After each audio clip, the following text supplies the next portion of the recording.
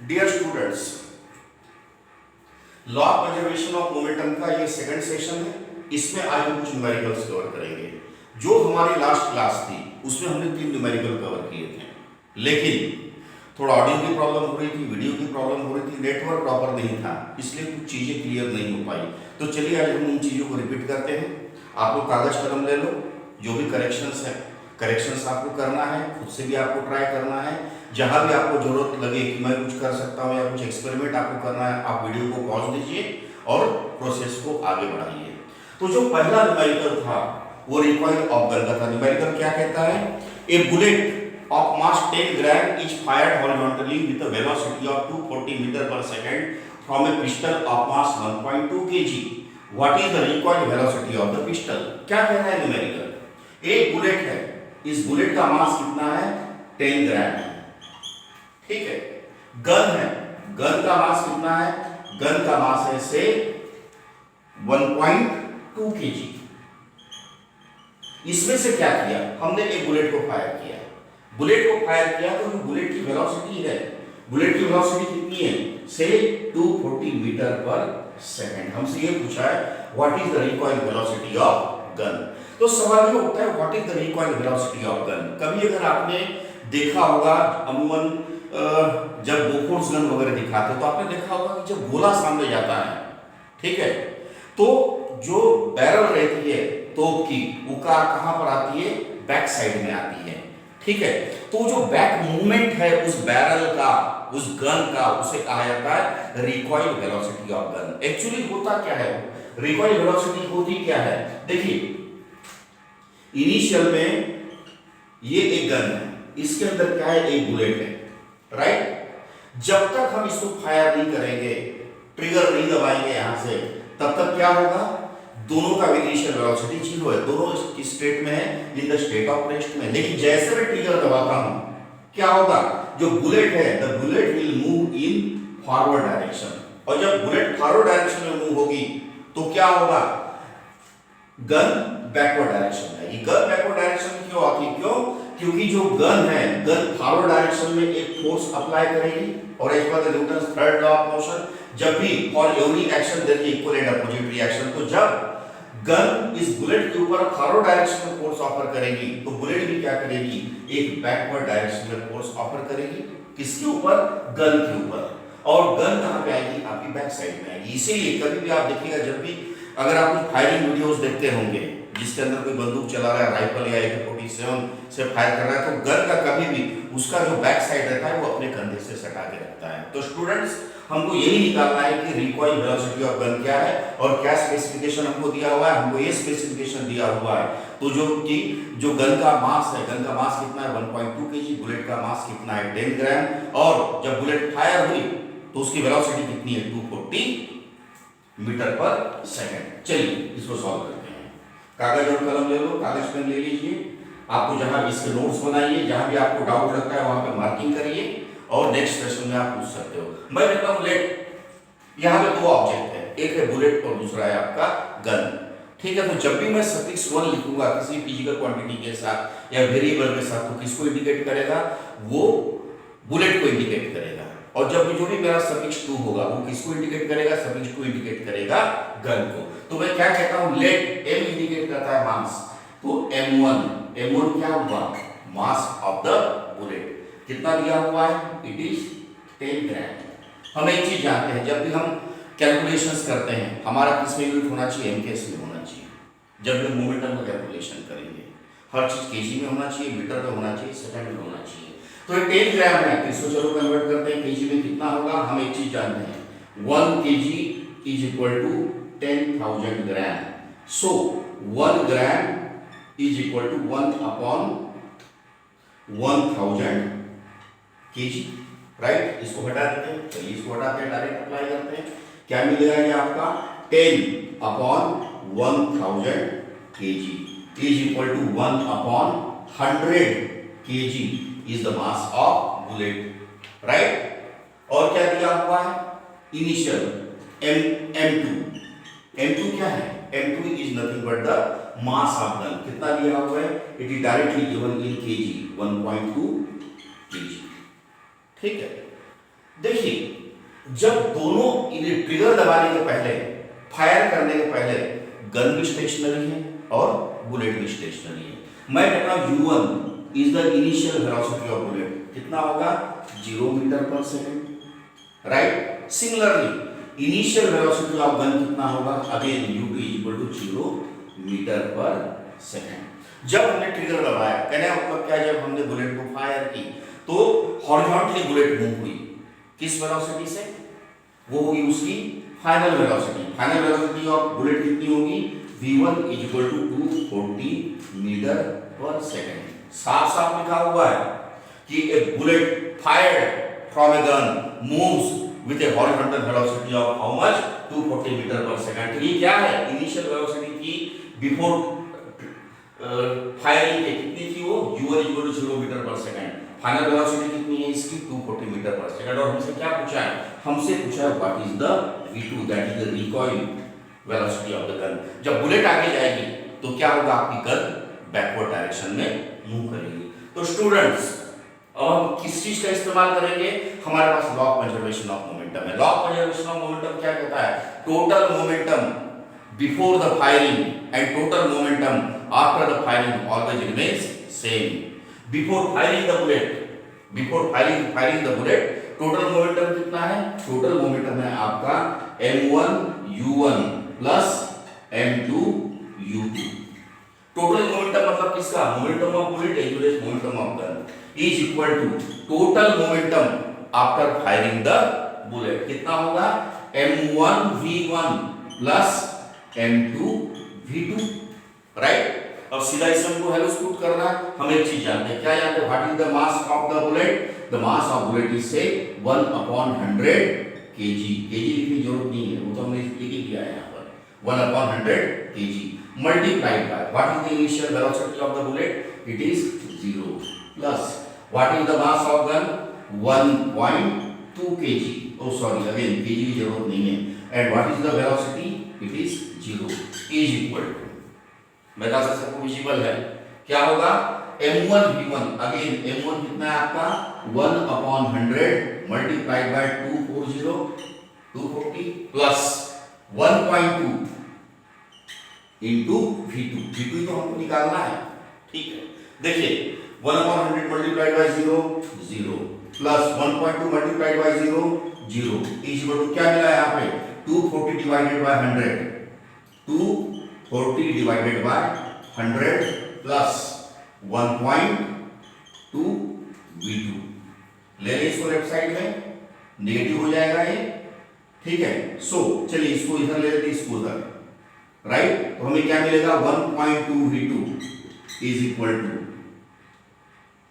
Minus 240 upon 100, ये गया, और ये क्या बचेगा आपके पास 1.2 v2 is equal to minus 2.4। So v2 आपको कितना मिलेगा, v2 is equal to minus 2 metre per second. Dear students देखिए आपको क्या डायरेक्शन, आपको क्या साइन मिला, वेलोसिटी ऑफ गन क्या है, माइनस 2 मीटर पर सेकंड। तो माइनस साइन क्या इंडिकेट करता है, माइनस साइन ये इंडिकेट करता है कि gun is moving in the direction opposite to the direction of movement of bullet, ठीक है। अगर बुलेट राइट साइड में जा रही तो गन कहां पे आएगी, लेफ्ट साइड में आएगी। अगर बुलेट फ्रंट साइड में जा रही तो गन का मूवमेंट क्या होगा आपका, गन का मूवमेंट होगा बैकवर्ड डायरेक्शन में। एक बार इस न्यूमेरिकल को अटेम्प्ट करिए, अच्छे से चीजों को समझो। रिकॉइल वेलोसिटी क्या होती है, रिकॉइल जब किसी भी चीज को हम फायर करते हैं किसी भी गन से, तो जो गन होती है वो बैक साइड में आती है, और बैक साइड में आती है क्यों, क्योंकि गोला या जो भी बुलेट होगा वो फ्रंट साइड में जाती है, आगे जाती है तो गन आपका पीछे आएगा। क्या कारण होता है, क्योंकि गन बुलेट के ऊपर फोर्स ऑफर करती है, तो इक्वल एंड अपोजिट फोर्स कौन ऑफर करता है, बुलेट ऑफर करती है, किसके ऊपर ऑफर करती है, गन के ऊपर। तो स्टूडेंट्स मुझे लगता है कि ये चीज आपकी क्लियर हो गई होगी, इसकी और प्रैक्टिस करिए आप, और वैल्यू चेंज करिए इसमें, और एक दो न्यूमेरिकल अटेम्प्ट करिए। चलिए अगला न्यूमेरिकल देखते हैं। ओके, अगला न्यूमेरिकल है, ये बढ़िया न्यूमेरिकल है। A stone of mass 2 kg initially at rest suddenly breaks into the two pieces of masses 1.2 kg and 0.8 kg, okay, respectively. If the lighter fragment travels with the velocity of 3 meter per second due east, then find the velocity and direction of motion of the heavier fragment. देखिए एक numerical है, बढ़िया numerical है। Numerical क्या कह रहा है, क्या कह रहा है न्यूमेरिकल? एक स्टोन है, ये क्या है, स्टोन है। इस स्टोन का मास कितना है? इस स्टोन का मास है से 2 kg। क्या है? इस स्टोन का मास है 2 kg, राइट। क्या हुआ, अचानक एक बंदा आया, उसने क्या किया, इसके ऊपर एक हथौड़ा मार दिया। क्या किया? एक हैमरिंग किया, हथौड़ा इसके ऊपर मारा। तो जैसे हथौड़ा मारेगा क्या होगा, ये पत्थर कितने भी पीसेस में डिवाइड हो सकता है, लेकिन हमको न्यूमेरिकल में स्पेसिफिकली मेंशन किया है कि the student gets split into the 2 fragments. ये 2 पीस में डिवाइड हुआ। और जो 2 पीस कैसे हैं, एक लार्जर पीस है और दूसरा स्मॉलर पीस है। कहने का मतलब क्या है, एक लाइटर फ्रैगमेंट है और दूसरा हेवियर फ्रैगमेंट है। ओके, चलिए हम कहते हैं कि ये जो पीस है, जब इसमें हैमरिंग हुई तो कितने इसमें डिवाइड हुआ, ये 2 पीस में डिवाइड हुआ। ठीक है, एक लाइटर पोर्शन और दूसरा आपका हेवियर पोर्शन, ये 2 टुकड़ों में डिवाइड हुआ। मैं कहता हूं let 1 is the lighter fragment and 2 is the heavier fragment. ठीक है, तो मैं ये भी कह सकता हूं कि चलिए ये जो सिंगल पीस है, ये जो सिंगल पीस है, ये कितने पार्ट का बना हुआ है, 2 पीसेस का बना हुआ है। एक स्मॉलर है और दूसरा क्या है आपका हेवियर है। हम इसको भी मान सकते हैं कि जो पीस है 2 पीस का बना हुआ है।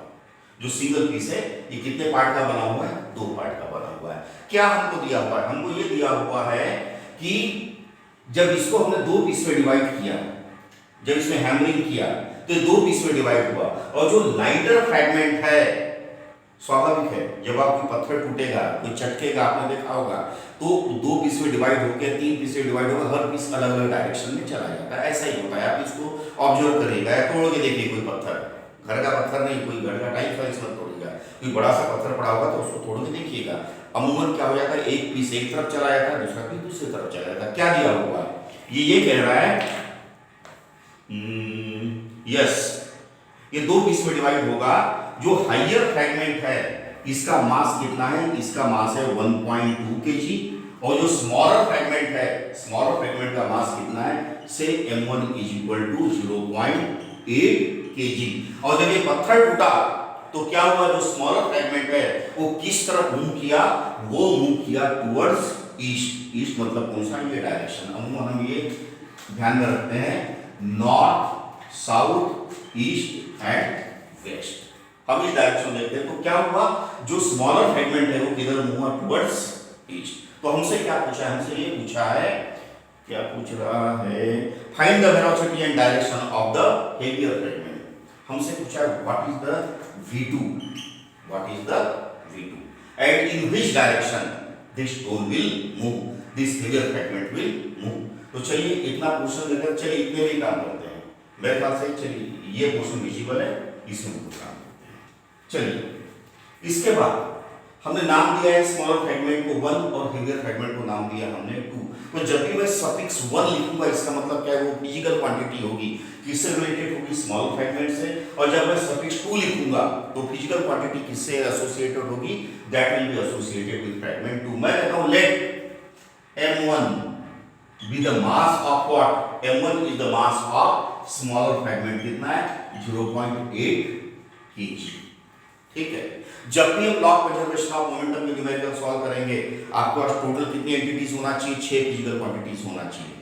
क्या होती है 6?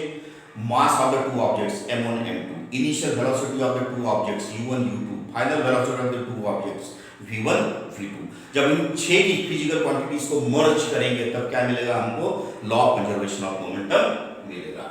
चलिए m1 क्या है, 0.8 kg।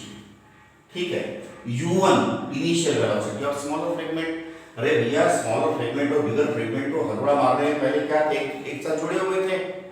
ठीक है, तो इसका इनिशियल वेलोसिटी इस स्टेज में टूटने के पहले क्या है, 0। एट द सेम टाइम इसका भी इनिशियल वेलोसिटी 0 है, तो u1 क्या होगा, 0 मीटर पर सेकंड। मैं कहता हूं let m2 be the mass of heavier fragment. कितना है ये, 1.2 kg। And what is the initial velocity, जब दोनों एक दूसरे से जुड़े हुए हैं, किसी ने इसके ऊपर हैमरिंग नहीं की, उस समय इसका इनिशियल वेलोसिटी कितना है, same u2 is equal to 0 metre per second. अब क्या होगा, अब इसने इसको हथौड़ा मार दिया। जैसे हथौड़ा मारा, ये जो एक सिंगल पीस था स्टोन का, ये दो पीस में डिवाइड हो गया। एक है आपका स्मॉलर पीस, दूसरा है आपका हेवियर पीस। तो जो स्मॉलर पीस था वो किधर मूव हुआ, वो मूव हुआ इन किस डायरेक्शन में, in east direction. With what velocity, उसका वेलोसिटी ये से 3 metre per second. Means let v1 be the final velocity of lighter fragment is equal to how much, 3 metre per second. हमसे ये पूछा है what is the final velocity of heavier fragment and in which direction. तो चलो v2 निकालेंगे, जो इसका sign है, अगर साइन पॉजिटिव आता है, v2 इक्वल टू एक पॉजिटिव फिगर आती है, तो हम ये मान लेंगे कि both the fragments are moving in same direction, that is in east direction. लेकिन अगर हमको v2 का डायरेक्शन नेगेटिव आता है, v2 का साइन नेगेटिव मिलता है, इसका मतलब क्या है, ईस्ट का अपोजिट क्या है, वेस्ट। हम ये बोलेंगे कि heavier fragment is moving in the west direction. हमसे ये पूछा है what is the velocity v2। ठीक है, मेरा से इसको हटा देना चाहिए, राइट। तो चलो अप्लाई करते हैं law of conservation of momentum. क्या होता है law of conservation of momentum. अब इस केस में हम क्या बोलेंगे, total momentum before hammering is same as total momentum after hammering. Before hammering क्या है, जो दोनों पीसेस है एक दूसरे से जुड़े हुए हैं, राइट, और इनका इनिशियल वेलोसिटी 0 है। मैं कहता हूं चलो m1u1 plus m2u2 is equal to m1v1 plus m2v2, right. Okay, m1 कितना है 0.8 मल्टीप्लाइड बाय u1 कितना है 0 प्लस m2 कितना है 1.2 मल्टीप्लाइड बाय u2 कितना है 0 इज इक्वल टू m1 कितना है अगेन 0.8 मल्टीप्लाइड बाय v1 कितना है 3 प्लस m2 कितना है 1.2 मल्टीप्लाइड बाय v2 कितना आ रहा है, आपको निकालना है। कितना मिला हमको इसमें, ये भी 0 ये भी 0, so 0 is equal to 2.4 plus 1.2 v2, right. So मैं लिख सकता हूं 1.2 v2 is equal to minus 2.4, मतलब v2 is equal to minus 2.4 divided by 1.2 is equal to minus 2 metre per second. This is the velocity with which heavier fragment is moving after hammering, right. This is the final velocity. अब सवाल ये होता है, हमसे ये भी पूछा है कि इन विच डायरेक्शन। तो देखिए हमको डायरेक्शन क्या मिला, हमको साइन मिला है नेगेटिव। नेगेटिव का मतलब क्या है, नेगेटिव का मतलब ये है कि अगर छोटा फ्रैगमेंट, छोटा पीस जो लाइटर पीस है वो ईस्ट की तरफ मूव किया है, तो हेवियर पीस किस तरफ मूव करेगा, वो that will move in opposite direction. और ईस्ट का अपोजिट क्या होता है, अगर ये ईस्ट है तो it will be west. Clear. तो मेरे ख्याल से आपको इस समझ में आ गया होगा, इसमें कोई डाउट नहीं होगा।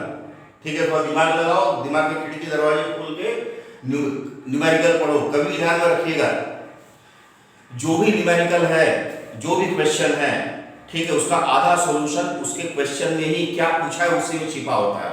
इसलिए जब भी आप न्यूमेरिकल पढ़ो, केयरफुली पढ़िए, उसको समझने की कोशिश करो। वो जो क्वेश्चन है वही क्या करेगा, आपको आंसर देगा। तो स्टूडेंट चलो थर्ड न्यूमेरिकल हम लोग कवर करते हैं। मेरे ख्याल से दो न्यूमेरिकल में आप कंफर्टेबल हो। चलिए थर्ड देखते हैं, थर्ड क्या कहता है। थर्ड न्यूमेरिकल कहता है an object A of mass 2 kg is moving with a velocity of 3 meter per second along a straight line towards right. Okay, क्या कर रहा है, एक स्ट्रेट लाइन है, एक स्ट्रेट पाथ है, एक ऑब्जेक्ट है, एक ऑब्जेक्ट है A, राइट। एक ऑब्जेक्ट है A, इसका मास कितना है, मास इज 2 kg। तो चलो मैं कह देता हूं ma is equal to 2 kg, right, is moving with a velocity of 3 meter per second along a straight line towards right, right। इसका va, इसका ua कितना है, इनिशियल वेलोसिटी ua है इसका से 3 metre per second, 3 metre per second. और किधर move कर रहा है, ये टुवर्ड्स राइट मूव कर रहा है। कहां मूव कर रहा है, एक राइट डायरेक्शन में मूव कर रहा है। आगे क्या कहता है, along the straight line towards right and collides head on with an object B of mass 1 kg moving in opposite direction with a velocity of rho। क्या कर रहा है, ये तो राइट डायरेक्शन में जा रहा है, लेकिन दूसरा ऑब्जेक्ट है B, ये ऑब्जेक्ट बी किस डायरेक्शन में आ रहा है? Opposite to the object A. ठीक है, ये ऑब्जेक्ट ए क्या करेगा, इस ऑब्जेक्ट बी से जाके head on collision, head on collision का मतलब होता है कि आमने सामने टकरा लेना। ठीक है, collides head on with object B of mass 1 kg moving in opposite direction with velocity of 4 metre per second. ये B है, इसका मास दिया है आपको mb is equal to 1 kg and moving with the velocity u b कितना दिया हुआ है इनिशियल वेलोसिटी इसका, ये बिफोर कोलिजन दिया हुआ है, it is the 4 metre per second. हम लिखेंगे इसको 4 मीटर पर सेकंड। क्या ये सही है? नहीं, ये 4 मीटर पर सेकंड नहीं होगा। अगर ऑब्जेक्ट ए टुवर्ड्स राइट जा रहा है और object B opposite to the A आ रहा है तो क्या होगा, इसका वेलोसिटी नेगेटिव होगा। इसको ध्यान में रखिएगा आप लोग। कभी भी जब भी आप मोमेंटम को न्यूमेरिकल करो, law of conservation of momentum apply करो, कभी भी law of conservation of momentum दो ऑब्जेक्ट के बीच में होता है, तो अगर एक ऑब्जेक्ट राइट जा रहा है, दूसरा ऑब्जेक्ट लेफ्ट जा रहा है, तो दोनों वेलोसिटीज का डायरेक्शन अपोजिट होगा। वेलोसिटी क्या है? एक वेक्टर एंटिटी है, तो अगर एक पॉजिटिव है तो दूसरी क्या होगी आपकी? निगेटिव। इस चीज को ध्यान में रखिएगा। हमने पढ़ा है स्केलर एंटिटी, वेक्टर एंटिटी, तो देखिए वेक्टर एंटिटी को हम लोग अप्लाई कर रहे हैं कहां पे? Law of conservation of momentum में। अब देखो क्या हो रहा है, ये जा रहा है साहब towards right direction with initial velocity 3 metre per second, इसका मास है 2 kg, और ये कहां पे आ रहा है? Left direction with initial velocity -4 metre per second and इसका मास है आपका 1 kg। तो क्या होगा, एक स्टेज आएगी जब एक दूसरे को हिट करेंगे, टकराएंगे, और टकराने के बाद क्या हो जाएगा? फिर से मूव करना स्टार्ट कर देंगे। तो हमसे क्या कह रहा है? The two objects travel with the common velocity after the collision, right. अब क्या हुआ? एक दूसरे से टकरा गए। जब टकरा गए तो टकराने के बाद सेपरेट हुए और उन्होंने मूवमेंट करना स्टार्ट कर दिया। ठीक है, लेकिन क्या खासियत है, इंपॉर्टेंट चीज क्या है? The both are moving with the same velocity. इसका मतलब क्या है? जो फाइनल वेलोसिटी है va is equal to vb, और हमको यही वेलोसिटी निकालनी है। क्या कह रहा है? After collision va is equal to vb। चलो मैं बोल देता हूं, va is equal to vb is equal to v, जो भी मिल जाए वो क्या होगा? दोनों का फाइनल वेलोसिटी होगा। तो अब क्या करें? सेम कहानी, law of conservation of momentum. The total conservation the total momentum before the collision is same as total momentum after collision। चलिए अप्लाई करते हैं। MAUA plus MBUB is equal to MAVA plus MBVB। समझ आ रहा है? समझो, बहुत simple चीज है। अभी नहीं समझोगे तो आगे क्या हालत होगी? ठीक है, ओके, अप्लाई करें। चलो वैल्यू पुट करते हैं। What is the mass A? 2 multiplied by initial velocity 3 plus mass of B 1 multiplied by initial velocity -4 is equal to what is again MA। देखो इसमें V और VB कॉमन है। क्या कहा है? After collision both the object move with the same velocity, मतलब VA is equal to VB। अगर VA equal to VB हो तो हम ये बोल सकते हैं VA equal to VB equal to V। Common निकाल लें, चलो निकाल लेते हैं। क्या मिलेगा? MA plus MB into V। ठीक है, तो कितना मिला? 2 into 3 6 -4 multiplied by 1 -4 into 1 plus 1 क्या होगा? -4 इज इक्वल टू MA कितना है? 2 प्लस 1 मल्टीप्लाइड बाय V। क्या मिला आपको? 2 is equal to 3 into V। So V is equal to 2/3 metre per second. After collision क्या होगा? Both the bodies will move with the same velocity. Clear students? देखो law of conservation of momentum बहुत simple है। आपको ये ध्यान में रखना है कि before collision, before hammering, before whatever it may be, क्या टोटल मोमेंटम है और आफ्टर क्या मोमेंटम है। टोटल आपको क्या ध्यान में रखना है? There are total 6 physical quantities are coming in picture. What are दो 6 physical quantities? Mass of object 1, mass of object 2, 2 हो गया। Initial velocity of object 1, initial velocity of object 2, 4 हो गए। Final velocity of object 1 and final velocity of object 2। तो student कुल मिला के कितना हो गया? Law of conservation of momentum में फिजिकल क्वांटिटीज 6। इन 6 को आपको लिखना है और इनिशियल वैल्यू आपको पुट करनी है। राइट आंसर आपका आना ही आना है। चलिए दूसरा न्यूमेरिकल करते हैं। एक फोर्थ न्यूमेरिकल, बहुत सिंपल न्यूमेरिकल है, ठीक है। क्या कहता है फोर्थ न्यूमेरिकल? फोर्थ न्यूमेरिकल कहता है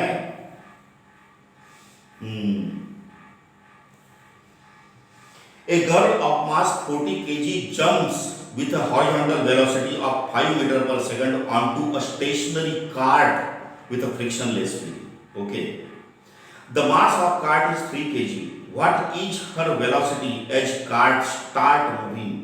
Assume that there is no external unbalanced force working in the horizontal direction. बढ़िया न्यूमेरिकल है। क्या कह रहा है? आपने देखा होगा, एक क्या है? एक कार्ट है, ठीक है। इसमें व्हील लगे होते हैं और अमूमन जो शूज होते हैं ना जिसके अंदर व्हील, क्या बोलते हैं उसको? स्केटिंग शूज की क्या है? उसी तरह का स्ट्रक्चर है। एक कार्ट है, एक लकड़ी का बोर्ड है, ठीक है। उसके नीचे व्हील लगे हुए, व्हील कैसे? फ्रिक्शनलेस है, ठीक है। एक लड़की है, ठीक है। ये लड़की का मास कितना है? मैं कहता हूं लड़की को नाम दे दिया 1, कार्ड को नाम दे दिया है 2। लड़की का मास है से m1 is equal to 40 kg, m1 is equal to 40 kg and jumps with a horizontal velocity of 5 metre per second on the stationary cart. इस समय कार्ड स्टेशनरी है, इसने क्या किया? इसके ऊपर जंप किया with how much velocity? 5 metre per second, 5 metre per second, ठीक है। मास ऑफ कार्ट कितना है? मास ऑफ कार्ट है से 3 kg। मैं कहता हूं इसको नाम दे दिया मैंने 2। तो m2 कितना है? m2 is equal to 3 kg, ठीक है। m2 is equal to 3 kg, m2 equal to 3 kg। What is her velocity as the cart start moving? देखो होगा क्या, आप फिजिकल फेनोमेना समझो कि यहां पे क्या होने वाला है। इस समय कार्ट स्टेशनरी है, ये एक लड़की है, लड़की का मास कितना है? 40 kg। वो दौड़ते हुए आई किस इनिशियल वेलोसिटी से? 5 मीटर पर सेकंड से, और उसके बाद की आराम से इसके ऊपर आके जंप किया उसने। किसके ऊपर जंप किया? इस कार्ट के ऊपर, ठीक है। इस समय ये स्टेशनरी है, मतलब u2 कितना है इसका? u2 है 0 मीटर पर सेकंड। इसके ऊपर आके जंप किया। जैसे वो इसके ऊपर आके जंप करेगी क्या होगा? इसका जो इंपैक्ट होगा, इसका जो इंपैक्ट होगा, अब क्या हुआ? लड़की इसके ऊपर आके खड़ी होगी तेजी से, initial velocity u1 equal to 5 metre per second से। तो क्या होगा? ये कार्ट में मूवमेंट स्टार्ट हो जाएगी। ऐसा ही होता है, ऐसा ही होता है। आप इसको करके देखिए, बस हर कोना टूटे इस चीज का ध्यान रखना है, ठीक है। ऐसा ही होता है। अब क्या होगा? अब क्या होगा? जैसे लड़की इसके ऊपर जंप करेगी, कार्ट की मूवमेंट स्टार्ट हो जाएगी। और हमसे ये पूछा है what is the velocity of girl? इस लड़की की वेलोसिटी क्या होगी जब ये इसके ऊपर कूदेगी और कार्ट मूव करेगी? तो जो कार्ट की मूवमेंट होगी वो तो लड़की की मूवमेंट होगी जी, है ना। जिस रफ्तार से कार्ट आगे मूव करेगी उसी रफ्तार से लड़की मूव करेगी। तो मैं ये कहता हूं कि let v1 is the final velocity of girl and v2 is the final velocity of what? Cart. और एक चीज ध्यान में रखिएगा, v1 और v2 अब सेम होंगे। क्यों? क्योंकि कार्ट मूव कर रही, कार्ट के ऊपर लड़की है। जब आप बस में बैठते हो तो जिस रफ्तार से बस जाती है उसी रफ्तार से क्या होगा? आप भी मूव करोगे। तो अगेन चलो अप्लाई करते हैं law of conservation of momentum. एक बढ़िया लॉ है। अब इसमें क्या कहेंगे? The total momentum before jump is same as the total momentum after jump. मैं क्या लिखूंगा इसमें? m1 u1 plus m2 u2 is equal to m1 v1 plus m2 v2। चलो वैल्यू अब इस केस में देखो v1 is equal to v2, final velocity दोनों की सेम है। आगे सेम कर देते, पहले वैल्यू पुट करते हैं। क्या होगा? m1 is 40 multiplied by u1 u plus m2 कितना है? 3 multiplied by u2 0 is equal to, कर दो v1 is equal to v2 is equal to v, तो कॉमन निकल जाए तो अंदर क्या बचेगा m1 प्लस m2। m1 कितना है आपका 40 प्लस 3 इंटू v, क्या मिला यहाँ पे 40 multiplied by 5 it is 200 plus 0 is equal to 43v, क्या मिलेगा आपको v एक तरीके से आपको मिला 200 is equal to 43v, so v is equal to 200 divided by 43, 200 divided 43, अरे यूनिट कितना है इसमें मीटर पर सेकेंड। तो डियर स्टूडेंट्स ये 4 न्यूमेरिकल है, ये 4 न्यूमेरिकल सफिशिएंट है, आप इसको अच्छे से पढ़ो, ठीक है। अगर आपको कंसेप्ट क्लियर करना है तो कंसेप्ट क्लियर करने के लिए एक न्यूमेरिकल ही काफी होता है। अगर कंफ्यूजन में रहोगे तो 50 न्यूमेरिकल करोगे तो भी कुछ नहीं कर पाओगे, तो इसको अच्छे से करो, समझो। अगर कहीं कोई डाउट होता है तो मेरे से आके आप पूछो, ठीक है। न्यूमेरिकल सॉल्व करने का तरीका ये है कि न्यूमेरिकल अच्छे से पढ़ो, क्वेश्चन अच्छे से पढ़ो। सारा न्यूमेरिकल सॉल्व करने का क्लू किसके अंदर होता है बेटा, क्वेश्चन में ही होता है। घर का कोना पकड़ो, कागज कलम लो, ठीक है। वीडियो को पॉज करो और आगे बढ़ते चलो, फिर पॉज करो, फिर आगे बढ़ते चलो, चीजें समझते चलो, ठीक। अगले सेशन में और भी न्यूमेरिकल हम अटेम्प्ट करेंगे।